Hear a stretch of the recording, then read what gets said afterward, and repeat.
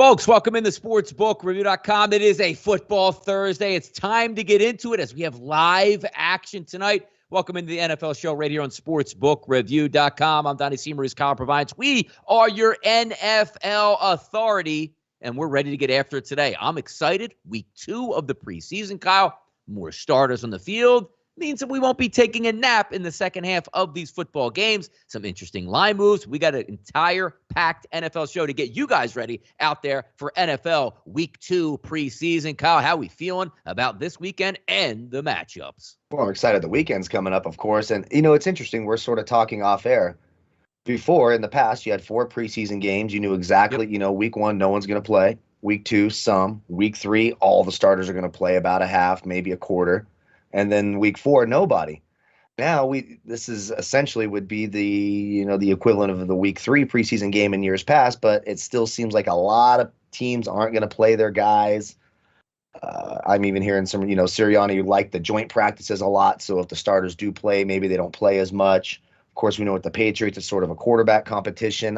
We all think, although some of the writing's on that wall where it feels like they're just deciding on Cam Newton, maybe Mac Jones, not that impressive. So it's a little tougher when you get to this point, but certainly these games should be better this week than last week. We should see, more players, the quarterback battles heating up, Chicago, Denver, New Orleans, of course, tonight in New England, and that sneaky quarterback battle, Joe Flacco or Jalen Hurts. Do they decide that tonight? That's always difficult for your Eagles. So it's a little bit different, a little bit interesting. I don't know if we necessarily get that typical dress rehearsal type game in the second to last week of preseason as we did before. But it's football, so we're excited. It's not, that those crappy reruns that you have all summer long. We finally get live football action here in August, ready to rock and roll.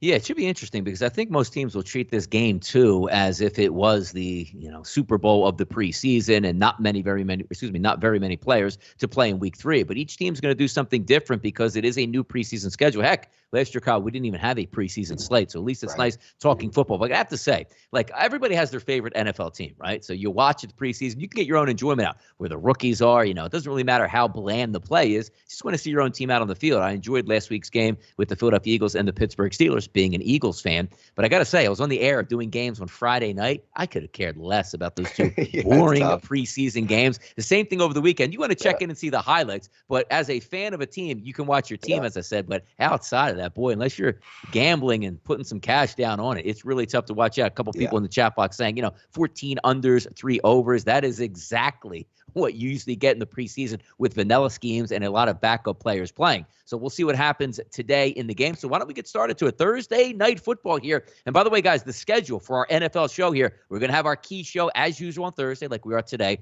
Obviously, in the preseason, we keep 30 to 40 minutes in that range. But during the regular season, we're going to hit every single game and everything you need to get ready for the weekend. And then, of course, the most popular show maybe that we have here on the networks is the Sunday NFL show, which is 12 o'clock to 1 o'clock, getting you ready for kickoff. We're going to go over best bets, plays, team totals, injury updates, everything you need.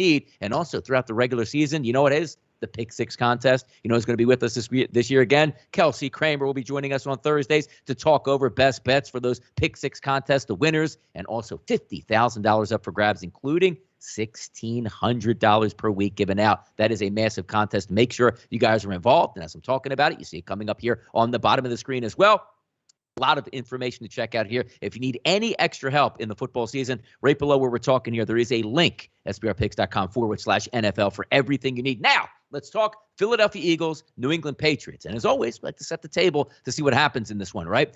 1.5 it opened up offshore, Kyle, at Pinnacle as a favorite towards the Patriots. Here in New Jersey at FanDuel, a -2.5 towards the Patriots. Late game movement on game day, Kyle, now has the Philadelphia Eagles sitting here at a -1 to 1.5 at some outlets, depending on where you're shopping. Also, the over-under. Offshore opened up at 37. Pinnacle now showing a 38. New Jersey opened up with FanDuel at 36.5, now showing a 39 and as high as 39.5 at DraftKings. So what does that tell us, Kyle? More starters playing more minutes, and also no real rainy conditions here in Philadelphia, as we had that tropical storm brush by last night and dump a lot of rain. Looks like everything is cleared out, good conditions, warm weather, and ready to go. So I'm going to start with you first in this, Kyle, because, picks, plays in the preseason, that's why the line is 1, folks. There's no decided effort, and you don't know how long these guys are going to play, because as Kyle probably bring up as well, let's just say Jalen Hurts starts. First drive of the game, Kyle.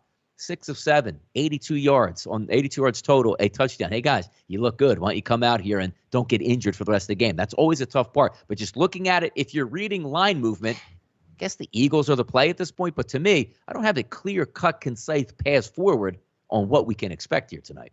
Yeah, and I mean, anyone who says they do are just flat out lying. They're insane. They're smoking crack because you can't get a clear.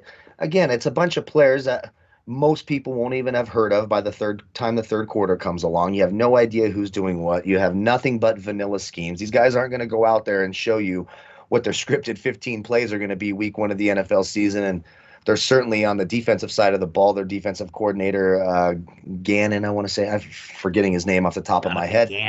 Gannon.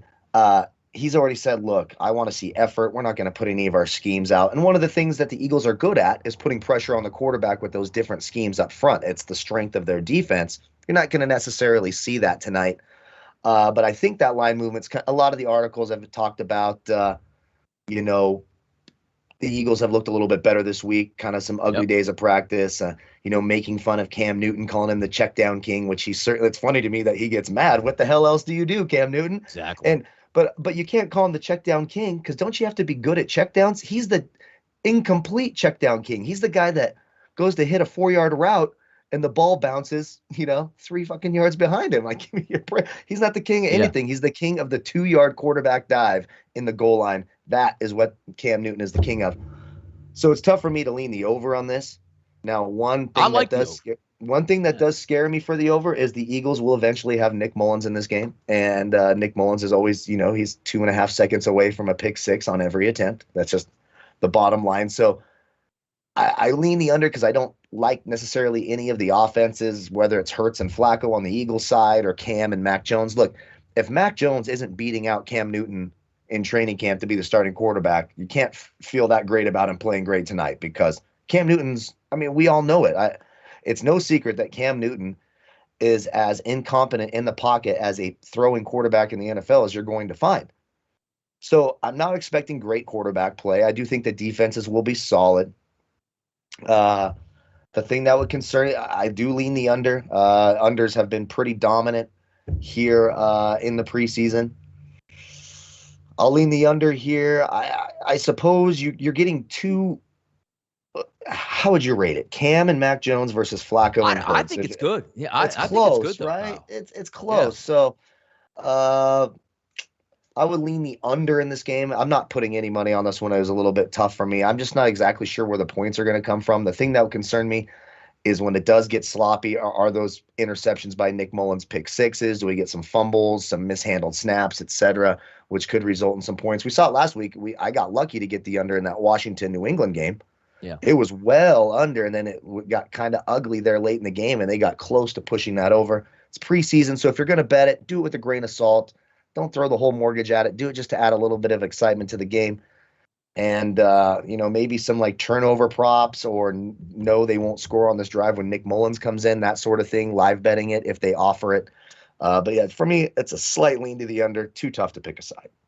Yeah, it's interesting here because I think you're going to get really good quarterback play tonight because the vanilla schemes on offense, yes, but also we're talking about defense. You're not going to put a lot on tape. Joe Flacco's been around the block. He should be able to operate as he did last week and, put up some points or at least some scoring drives. Jalen Hurts has a lot to prove. Then you flip it over. Cam Newton's trying to hang on to that starting job. And also if you couple that with him hanging on to that job, Mac Jones as well. I think you're going to get 4 legitimate NFL quarterbacks in this game for vanilla schemes on defenses. Now, the one thing coming from the Philadelphia Eagles practice here with the New England Patriots here in Philadelphia, the one thing that was absolutely clear, the Eagles defensive line was kicking the hell out of the Patriots front line. So if we're looking at that from maybe a competitive advantage here on this point, look, Cam Newton's back there, not the greatest passer. Maybe has to use his legs a little bit more. Maybe Mac Jones will come in with the 2s by the time that front line for the Philadelphia Eagles is out. So something to keep an eye on. And also remember last week, the Eagles looked really good in the first half, but not so good in the second half as the Steelers were able to be the better football team. We see a lot of that with the Patriots, similar to what we saw last week as well. A couple long runs from some running backs. That's probably what you're going to see. I agree with the over on the move up from week 1. We're seeing like 32s, 33s. Now we're getting to 38.5s and 39s this week. I think you're going to get good quarterback play tonight against vanilla schemes on defense, and I think that can play into it. Also, what I like to look at as well,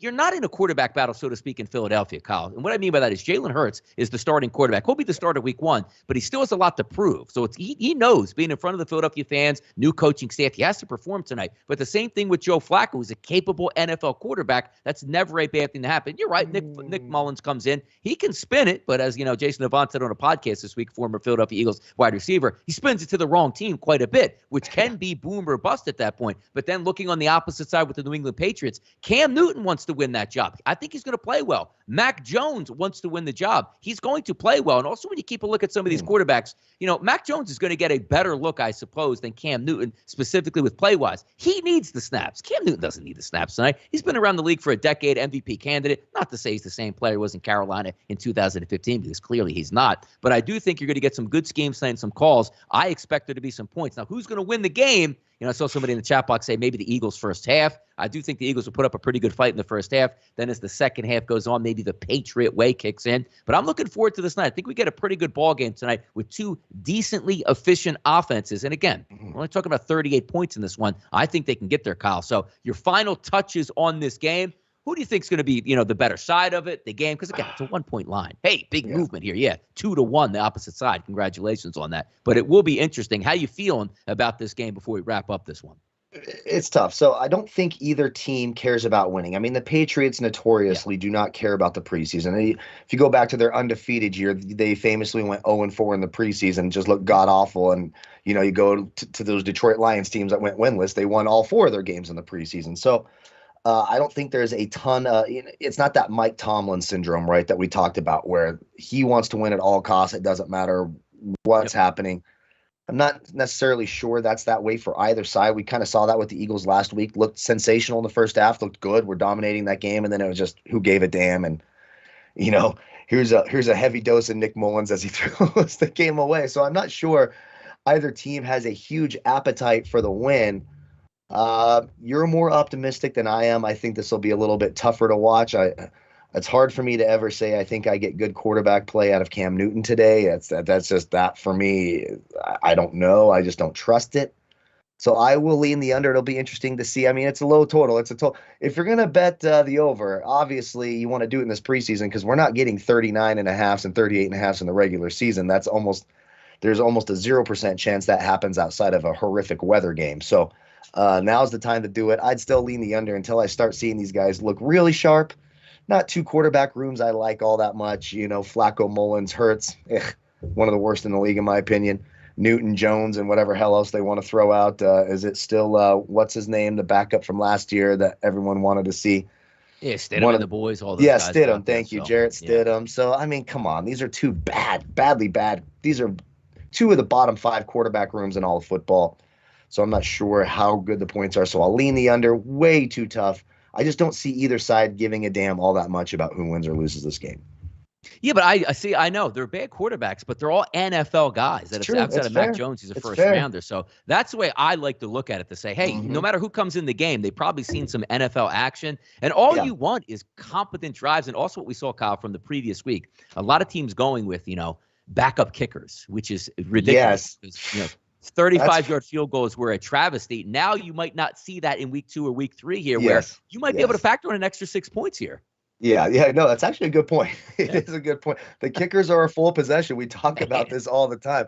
I don't know. It's still preseason. God, some of the kickers that come out, I'm like, holy crap! I've never heard of this guy in my life. And of course, they miss it 50 yards to the right. And I've already lost 1 team total this year on a damn couple missed kicks by a kicker. So we're in midseason form. So.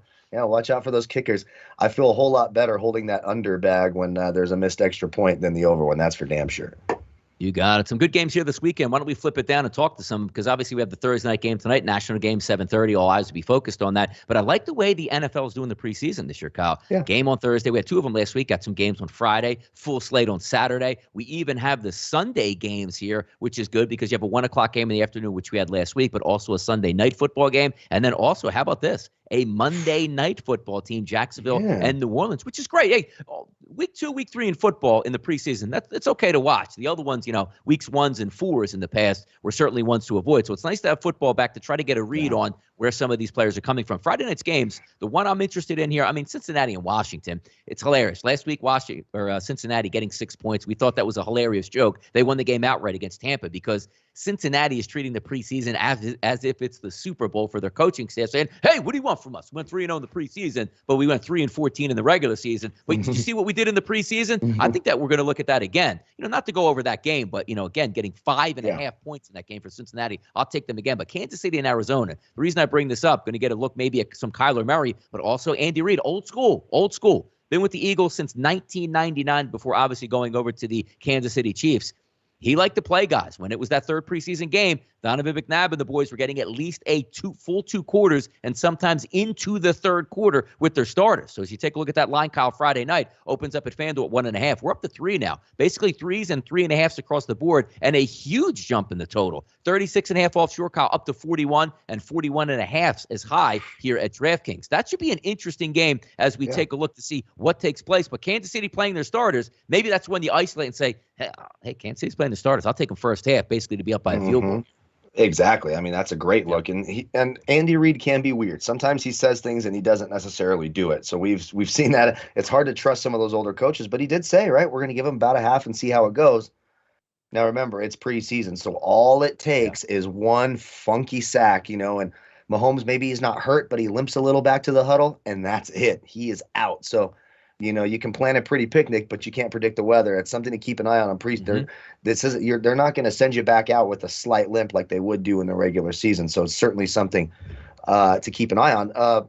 Some other games I kind of like as well. I want to go to that Monday night game because I'm curious. I want to keep an eye on that New Orleans quarterback situation, and we're going to get to that in our next topic. But it's interesting to me to see, do they do the Taysom Hill packages where he's the tight end? Are they going to play him at the multiple positions? Because I think if you start seeing that, then the writing's on the wall that, hey, it'll be Jameis at quarterback. But if they're limiting him and not using him in those weird, exotic packages or running plays, maybe they are thinking about starting Taysom Hill week 1. We just have to see. Another one I think is interesting, of course, Buffalo and Chicago. Some talk about the Justin Fields injury. Looks like he's going to be good to go. Of course, you get Mitchell Trubisky. He's going to get plenty of playing time back in Soldier Field. Justin Fields and Andy Dalton dueling it out. It does still look like Andy Dalton has the inside track, crazily enough, as how it appears. So that's something to keep an eye on. I'm always interested in what Tua's doing. And, of course, one more teaser for this next segment. What the hell is that quarterback situation going to be like in Denver? Who's going to start? Will it be Drew Lock? Will it be Teddy Bridgewater? And a sneaky one, I know I didn't mention this before in our pre-show chat, but I like the anarchy and chaos of the Houston situation. I want to know, what's Houston going to do? Is it going to be Tyrod Taylor? Are they going to start the rookie? Or are they just going to say, screw it, we're going 0-17. We're going to be the worst team of all time without Deshaun Watson? How does that all work out in Houston as well? Yeah, you bring up a good point there with Houston because they're catching, 4 points here at FanDuel, 3.5 points offshore. I look at them the same way, Kyle, being Houston as a team that their Super Bowl is the preseason. Like let's go 3-0 because once we start that regular season and the bullets are flying for real, we're going to be running for cover each and every week. So I look at maybe getting off on the right foot of the regime and, really trying hard in the preseason. But the one game you also brought up as well, Saturday, 1 o'clock, Buffalo and Chicago. I like those Chicago playing those little matinee games at Soldier Field on Saturdays. They open up at 2 offshore. That's now sitting at 4.5 at Pinnacle. If we look at New Jersey here, that one opened up as a favorite to Buffalo at -1, now sitting at -4 for the Chicago Bears. People can't get enough of the Bears right now. And I joke quite a bit, hey, Justin Fields, okay, he looked decent against 4-string players. Let's slow the roll a little bit here and see what happens throughout the rest of it. So in the preseason, are we just betting that game because of what we saw for Justin Fields against 3rd and 4th stringers? Or are we going to base this off of him struggling a little bit when some of the 1s and 2s were still in the game for the Miami Dolphins? Those big line swings, I don't want to say it alarms you in the preseason because it's still going to be a coin flip who wins or loses. And also keep in mind, with that, let's just say Justin Fields has the groin injury. Say, you know what? We thought better of it. he's going to get one series in this game. We don't want to injure him. We want him to be healthy for games 3 in the preseason and the regular season. Does that line flip all the way back? Is the only reason we're betting it up to 4.5 is because Justin Fields? Yeah, well, maybe it's a fate of Mitchell Trubisky too in any scenario. He's got a lot to prove, Kyle. He's got a lot to prove. Got a lot to prove. Yeah. But no, you're right, and that's the thing. Like we can prognosticate all we want from articles and beat writers and little camp reports or what you see on, TV in a little snippet or two, but these are really fluid situations in the preseason, and nothing is set in stone. No one's playing time is set in stone. It only takes, even a weird fall if the guy gets up and he's completely fine, but they look out there and he falls weird and it looks like his knee bends, but it didn't, and everyone breathes a sigh of relief. He's out of the game. So it only takes one little thing. You can't trust anything as gold. No one is fighting for your dollar and playing a full quarters in the preseason outside of the guys who aren't very good playing in the fourth quarter anyway. So you definitely have to take every piece of information you get in the preseason with a grain of salt and understand it can change at the drop of a hat. Absolutely. Here, going down the list here, one more game that I did want to talk about here. I'm just trying to flip down and find some of the odds. Here we go. The Saturday night game, 10 o'clock, Denver and Seattle. We do know Seattle cares quite a bit about the scoreboard, but apparently not in this football game. Now, the one additive that you like, if you can steal anything from the preseason, is when you have a quarterback battle. It usually means good things for betting-wise, purposes, because both of those quarterbacks are going to probably get equal opportunity. The coach isn't going to say, hey, Drew Lock, this week you're going to hand off 17 times and come out of the game, and Teddy's going to throw 17 times. You're probably going to get an even keel, but take a look at this line movement here in that game on Saturday night. 2.5 offshore opened up as a favorite towards Denver. We're now up to a 5.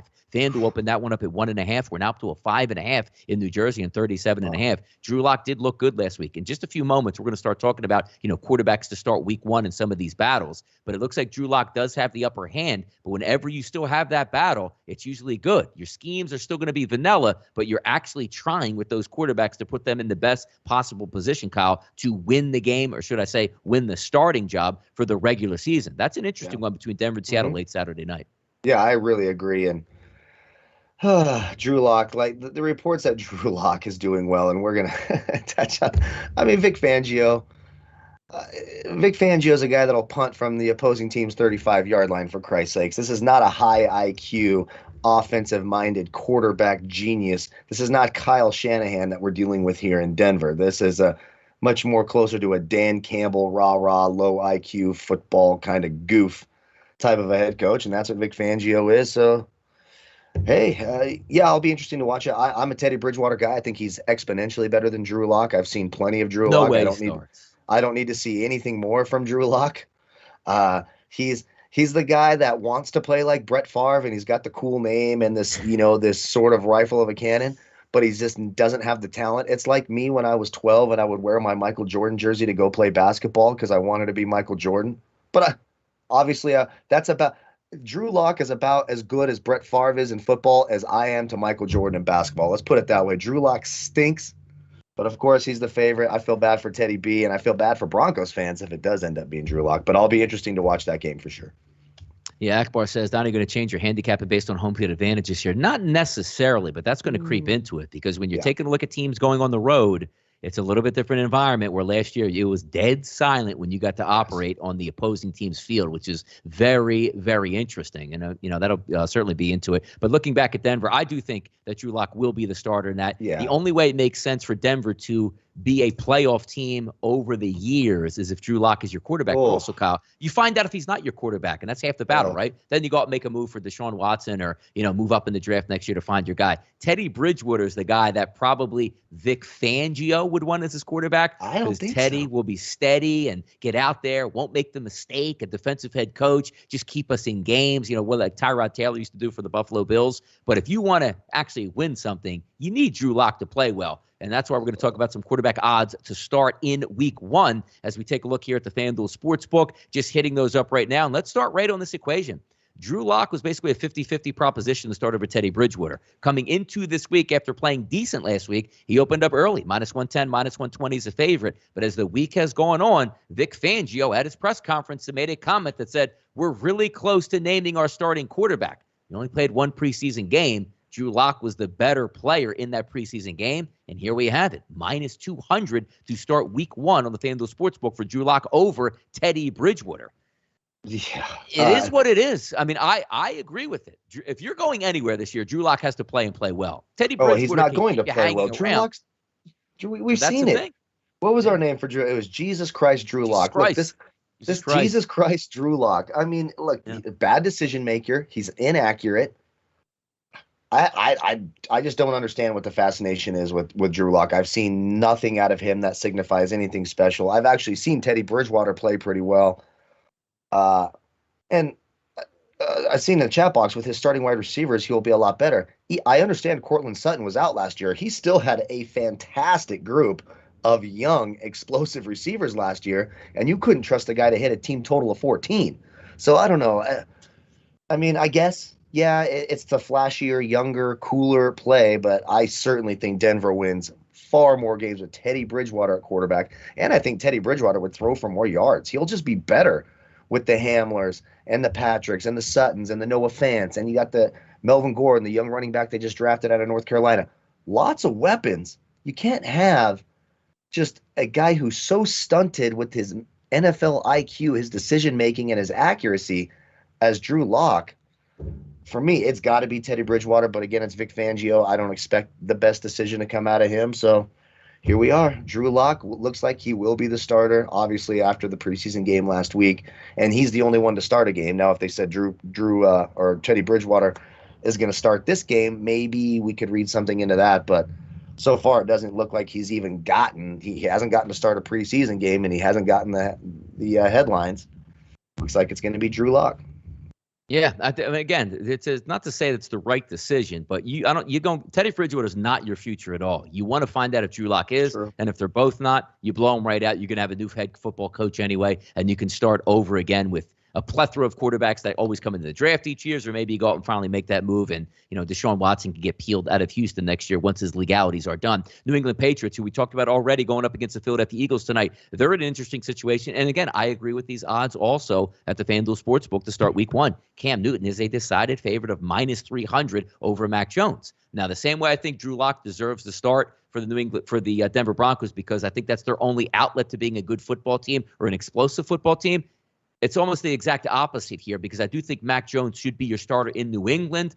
But we know Belichick, Kyle, is so stubborn. And what I mean by that is when you take a look at him, he had Cam Newton last year, who was abysmal at quarterback. And all you said every week, boy, he's doing a good job. He works hard. Love the guy. He's trying his best out here. We couldn't be more happy with Cam Newton this year. They bring him back again and draft a quarterback in the first round. What are you hearing out of there? Cam Newton is the ultimate leader. Never seen a guy work harder. It's unbelievable what Cam Newton does. We're thankful he's here in New England. I don't think they do him dirty, which means, game 1's going to go right to Mac Jones. I do believe that he's going to be the starter, and maybe like the Miami Dolphins did last year so astutely, hey, Ryan Fitzpatrick is your average run-of-the-mill quarterback in the NFL. Maybe he can buoy us to a decent record after 5 or 6 weeks. Then we'll let the young rookie come in and sink or swim to find out about our future. So looking at Cam Newton, minus 300, is he the better quarterback for me? Absolutely not, Kyle. But we're betting people. If I look at him starting week 1, I definitely think it's going to be Cam Newton. What do you think here? Yeah, he started. I completely agree with you. And do I think it's the right thing to do? Hell no, I don't. I don't see how they legitimately have N'Keal Harry's already asking for a trade. Now they have Jonnu Smith and Hunter Henry both injured. They tried to, sign Nelson Aguilar to a wide receiver 1 deal, which made absolutely no damn sense whatsoever. But it's clear they were trying to address this passing game. Yep. If you're trying to address the passing game, you need to play a quarterback who could throw the football, and that is not Cam Newton. Plain and simple. But you're right. Belichick is stubborn. They talk about all the time he's the greatest teammate we've ever had, the hardest worker, this, that, and the third.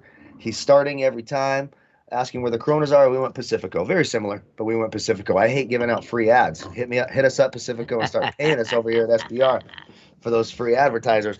But no, it's going to be Cam Newton, because you're right.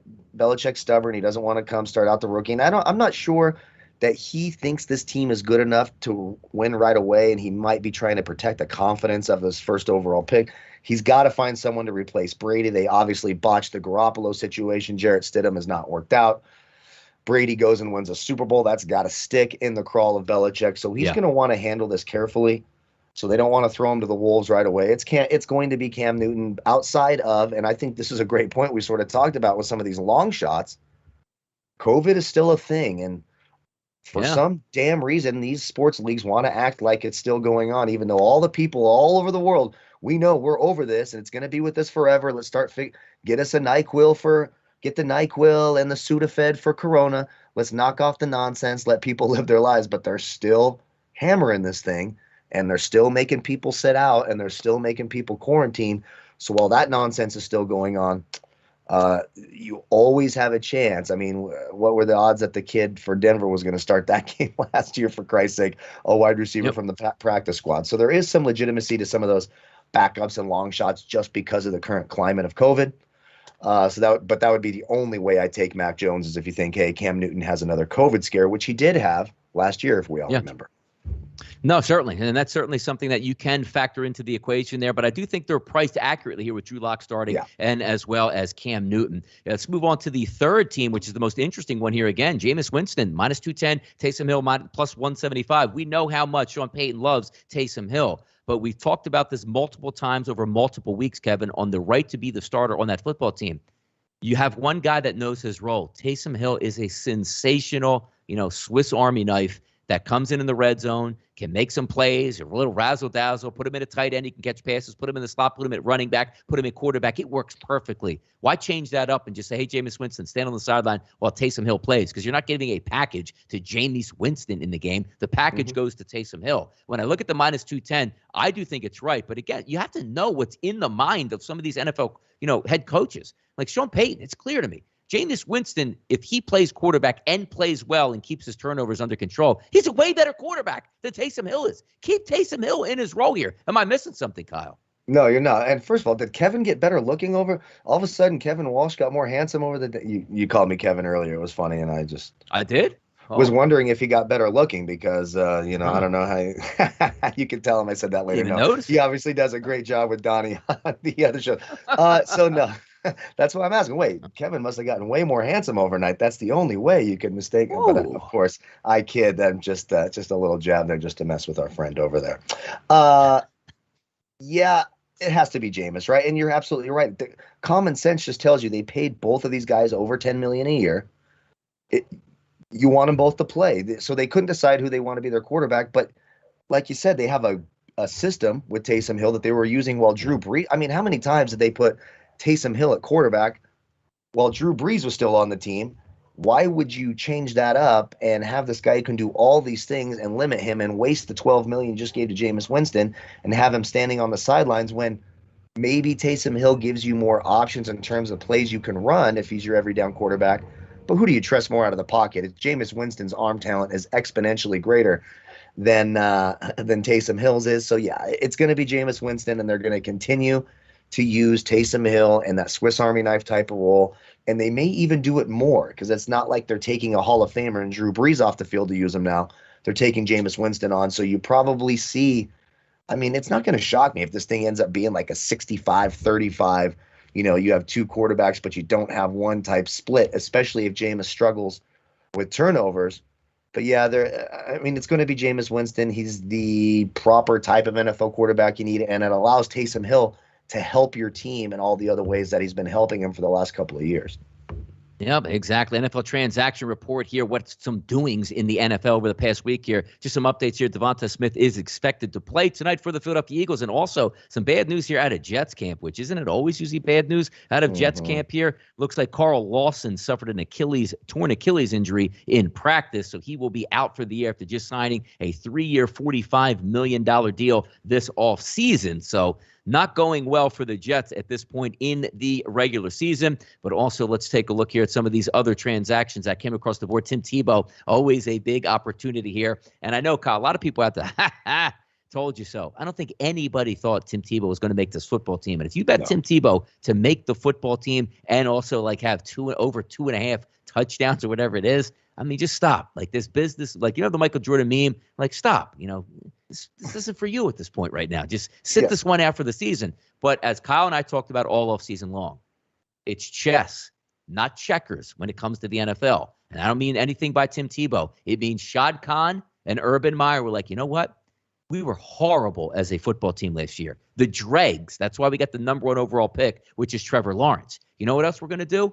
We're going to sign Jesus of the South in Tim Tebow in Jacksonville to come to training camp and sell millions of dollars worth of jerseys and put us on the front page in Northern Florida papers each and every day as long as he's on the team. You know how much we're going to pay him?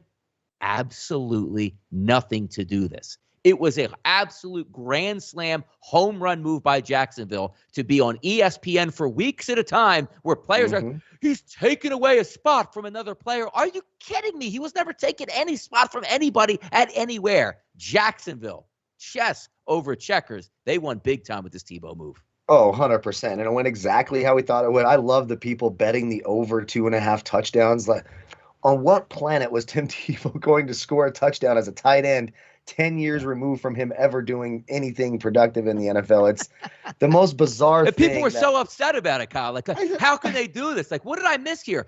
Like 1,000 players get cut every preseason. What's the big deal here? Yeah, I mean, really, the big cut here, you want to be upset about something, it's Dan Campbell, that rah-rah son of a bitch, cutting his former teammate and basically the only Pro Bowler Detroit's had for 20 damn years outside of Calvin Johnson, and they cut the guy, the long snapper. What could he have possibly done?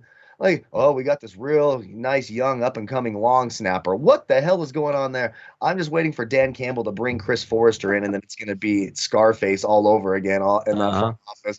Rah-rah guy. The Lions could legitimately lose every game this year. I swear to God they could. They're going to be so god-awful. But that's a guy where you kind of go, hey, that's the only Pro Bowler you have on your damn roster, and you cut him. He was your former teammate. He's a local hero. Dan Campbell just comes in, cuts his head off, get the hell out of here. And people are whining about Tim Tebow when Jacksonville, you're right, made millions of dollars, put themselves on the map, made themselves a story, took away the camp and preseason pressure from Trevor Lawrence, the number 1 overall pick, one of the most highly touted quarterbacks ever to come out of the draft.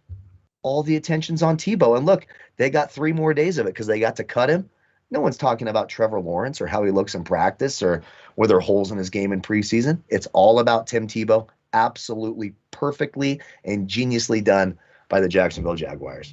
No, and that's the whole point of it here. It wasn't him to make the team. It was like, how can we get free publicity that we don't have to pay for? They did it, nailed it. 2 transactions. Josh Rosen looks like I don't know if he's done in the NFL. Teams always like to take a swing on a former number 1 overall draft pick, but the fact that he's been shuffled around through a few different teams and they're not even giving him a chance, it's not so much about can he be a good quarterback, it's does he want to be a good quarterback, and most teams don't think he can be a good quarterback. And also Adams gets that big deal out in Seattle for a safety, an absolutely horrendous cover safety, but an ultra athletic mini linebacker capable of getting close to double-digit sacks here in the NFL. So that's an interesting one here. Any thoughts there with Josh Rosen and also obviously Adams getting back into camp here for the Seattle Seahawks? Yeah, the Josh Rosen one's kind of sad, right? At first I started out like, he just didn't get a fair shake, right? He got 1 year as a starter, got drafted into Arizona, then he's gone to Miami.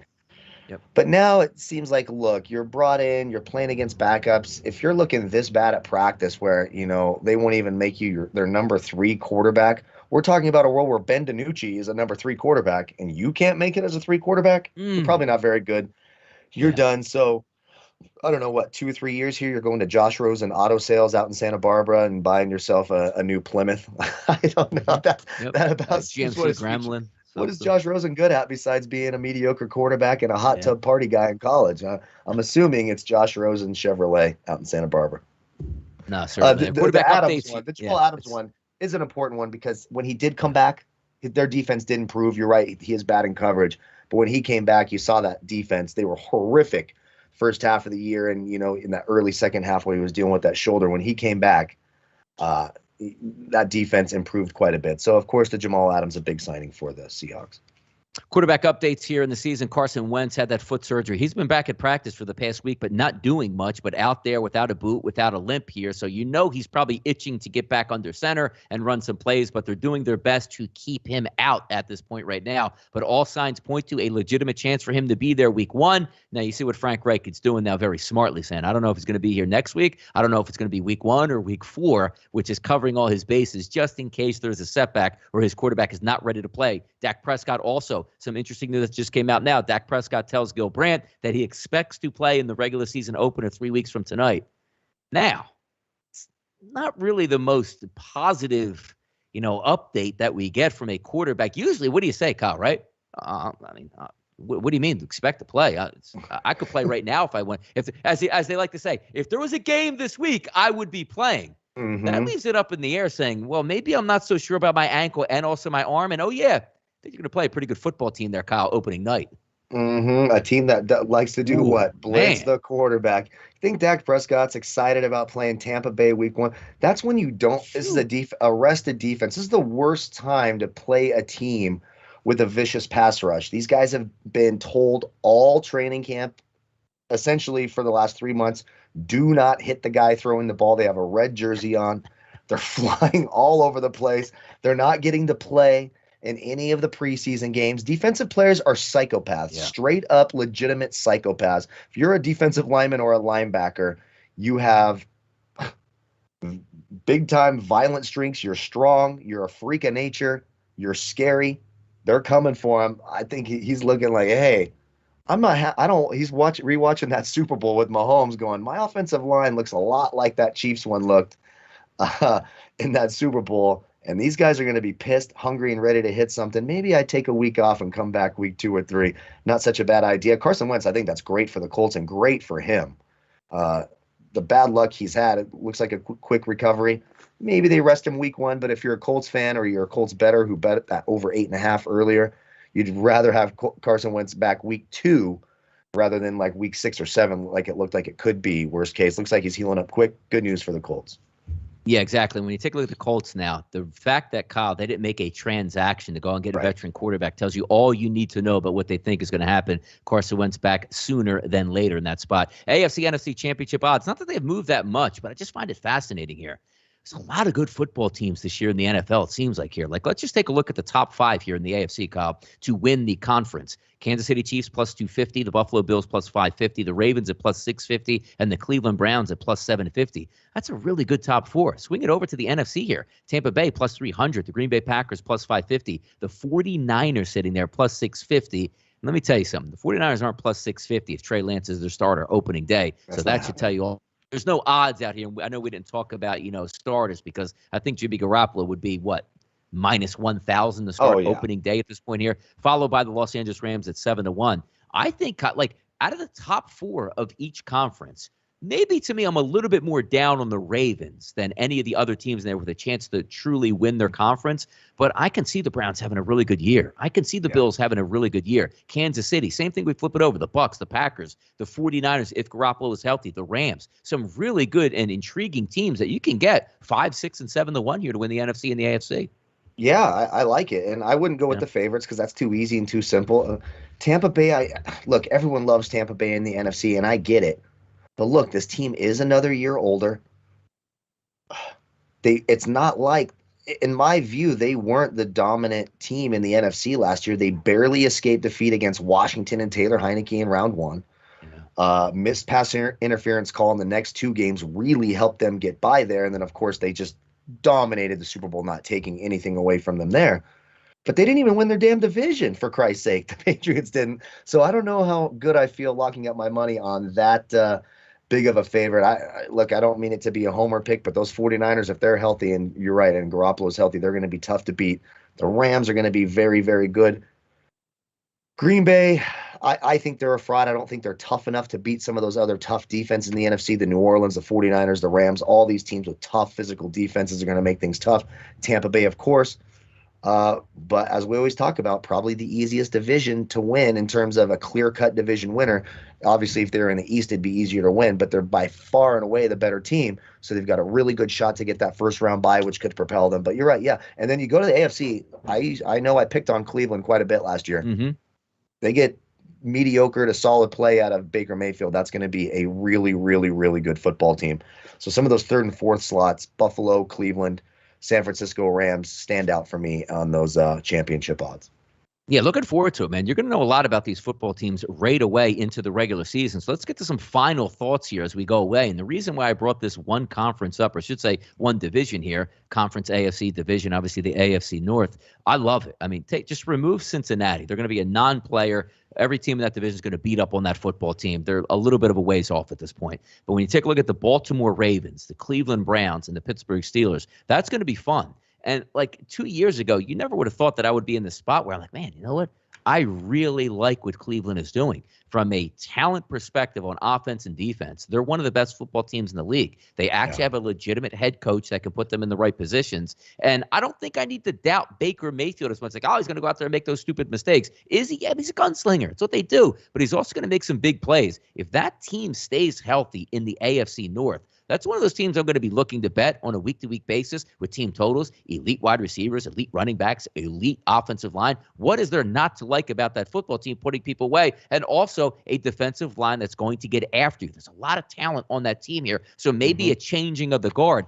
I do have a little bit of a down arrow on the Ravens. And I mean, every year they show you in the regular season, they are bullies. They will get after it. They'll win, double-digit games every season. Lamar Jackson has a wonderful regular season. Then they sort of stress you out in the playoffs here. But then again, looking at the Pittsburgh Steelers, we're just expecting Big Ben because he lost 30 pounds. He's going to be a dominant quarterback. Didn't we see last year, Kyle, like the guy couldn't move? Like, I'm not talking about like taking a snap in the shotgun position, moving like a half of an inch and throwing all upper body in incomplete passes on slants. I couldn't take it last year with Big Ben. I'm looking for big things out of Cleveland Browns this year. Yeah, I like the Browns quite a bit. And just to touch on the Steelers, too, a lot of that was that offensive line was god-awful. It was probably the worst in the league. They had to throw it that quick, and he couldn't put his foot forward, or he's going to have his knee blown out the back of his leg. Yeah. I know they've tried to address that a little bit. We'll have to see if the changes they've made hold up. If it does, they certainly have an excellent wide receiving core. They have a defense that's going to be there. We know that one of the best defenses and one of the most opportunistic defenses in the league, especially with a guy like Minka Fitzpatrick back there. They bring in the young running back. So Pittsburgh, even though I'm a little more down on them than maybe I would have been last year, still value at plus 320, high pedigree coach, high pedigree organization, still plenty of talent on defense, and certainly the playmakers, if they can avoid the drops and protect the quarterback, you're going to, and it's definitely an upgrade at running back no matter who you put there out, upgrading from James Conner. The dude was a snail back there. They bring in the rookie Najee Harris. Some people feel they overdrafted that running back there. But nonetheless, I think they'll be there. Now, Cleveland, another thing I like, you mentioned all that talent, but they addressed some of their weaknesses. They needed depth in the secondary. They did that. They made their offensive line even better. They lock up Nick Chubb, who might be the best pure runner in football when you start reading all these crazy stats about Nick Chubb, averaging 10 yards a carry in the fourth quarter. Absolutely insane. If Baker Mayfield can keep his head on his shoulders and Odell Beckham doesn't turn into the damn distraction that he always turns into, could it be a special year for Cleveland Browns fans? Yeah, exactly. I know a lot of people. You're right about Odell Beckham. He is an ultra talent, but if you don't throw him the ball in the first quarter, he's like leaving the stadium and driving his orange Bentley around downtown Cleveland saying, I'll come back when you throw me the football. That'll be interesting to watch as that plays out. But we'll wrap it up here on the NFL show this week. We are getting so close to the regular season, you can almost taste it. But you do get a nice appetizer this weekend with week 2 preseason. A lot of football teams playing a lot of starters. Next week, you might get a mixed matchup. Some games, teams starting a little bit of starters, but I can't imagine in week 3 of the preseason when Kyle, they don't even tackle in the regular season that we're really going to be watching a ton of starters play. So this might be that dress rehearsal we've been waiting for. So enjoy it in week 2, because before you know it, that Thursday night football game between the obviously Super Bowl champion Tampa Bay Bucks versus the Dallas Cowboys. If Dak Prescott makes it there, we'll see what happens, but we'll follow all along. If you guys need any other extra help in the NFL, you know where to go. SBRpicks.com/NFL. Thank you for joining us here on a Thursday. Enjoy the game tonight between the Eagles and the New England Patriots. Cash in some tickets. I'm Donnie Seymour for Kyle Purviance with the SportsBookReview.com NFL team. Good luck on those wagers.